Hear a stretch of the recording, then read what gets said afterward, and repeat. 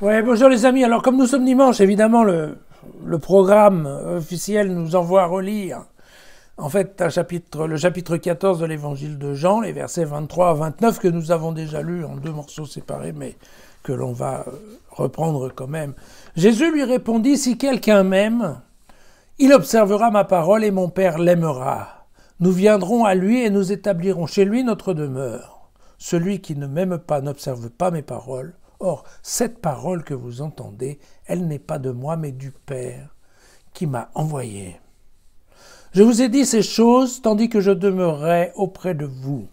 Le Paraclète, l'Esprit Saint que le Père enverra en mon nom, vous enseignera toutes choses et vous fera ressouvenir de ce que je vous ai dit.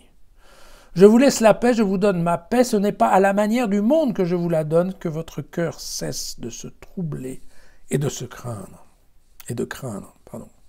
Vous l'avez entendu, je vous ai dit, je m'en vais et je viens à vous. Si vous m'aimiez, vous vous réjouirez de ce que je vais au Père, car le Père est plus grand que moi. Je vous ai parlé dès maintenant, avant l'événement, afin que lorsqu'il arrivera, vous croyez. Voilà. Donc ce sont des passages que nous avons lus les 19 et 20 mai dernier. Je ne peux que vous inviter à retourner voir le commentaire que j'avais fait pour ces 2 jours-là, qui va un peu plus dans le détail. Ceci étant, j'aimerais juste préciser un certain nombre de points. De toute façon, de toute évidence, il est évident que, comment dirais-je, cette immanence réciproque entre le Père et le Fils, elle a des bons côtés et des mauvais côtés. Et il va de soi que le Père est celui qui fait à travers les mains du Fils. Le Père est celui qui dit à travers la parole du Fils. D'accord? Bien.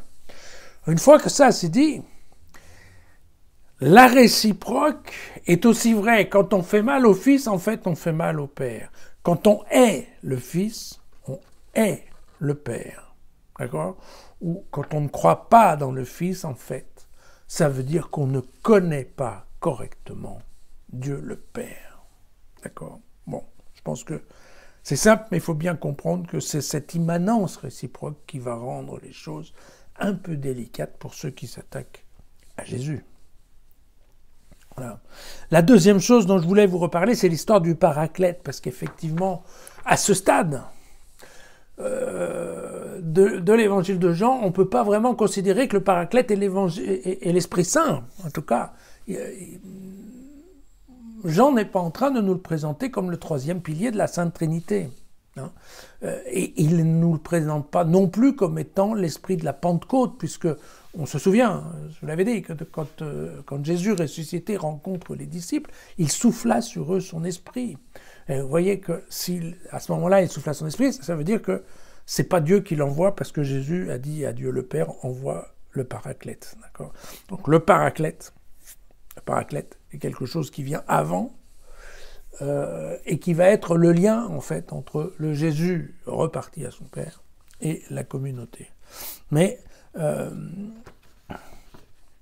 c'est un peu délicat parce que ensuite, quand on arrivera à la fin de cet évangile de Jean, il sera quand même assez difficile de faire une différence réelle entre quel était l'esprit qui habitait Jésus avant qu'il meure, quel est le Paraclète qu'ont reçu les disciples au moment de la mort de Jésus, et puis quel est l'esprit que Jésus a soufflé sur les disciples quand il a été ressuscité. Vous voyez que tout ça est un peu confus, et à la fin, on préférera ne penser qu'il n'y en a qu'un. Ceci étant, encore une fois, l'expression Paraclète, qui est un mot traduit complètement direct du grec, c'est une expression que seul Jean va avoir utilisée, et c'est un concept que seul Jean va avoir développé.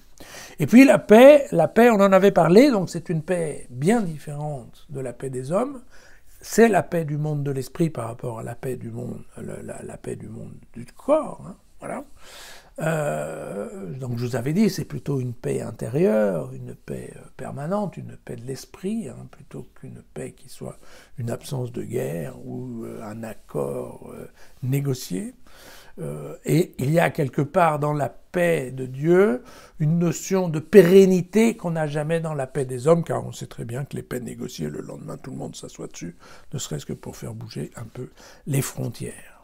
Donc c'est une paix intérieure, certaine forme de sérénité, un recul, un calme, voilà. Une sagesse, en fait, hein, que donne Dieu à ceux qui, effectivement, écoutent sa parole. Bien. Encore une fois, cette paix, la paix de Jésus, c'est un don de Dieu. Ce n'est pas quelque chose qui se négocie entre les hommes. Bien, c'est ça. Alors, je pensais en écrivant ce commentaire qu'effectivement, cette paix intérieure, c'est celle qu'ont connue un certain nombre des grands héros récents. Hein. Je pense au père Maximilien Kolbe, qui était un prêtre enfermé, je pense, à Auschwitz. Je pense à Edith Stein, je pense à tous ces gens qui étaient en effet prisonniers. Je pense aussi à Thomas More, par exemple, quand il était prisonnier en Angleterre. Et en fait, ce sont des grands esprits qui ont su trouver la paix de Dieu au milieu du conflit, au milieu de la guerre des hommes. Et donc, voilà ce qui devrait nous aider à comprendre un peu la différence de quelle paix il s'agit ici.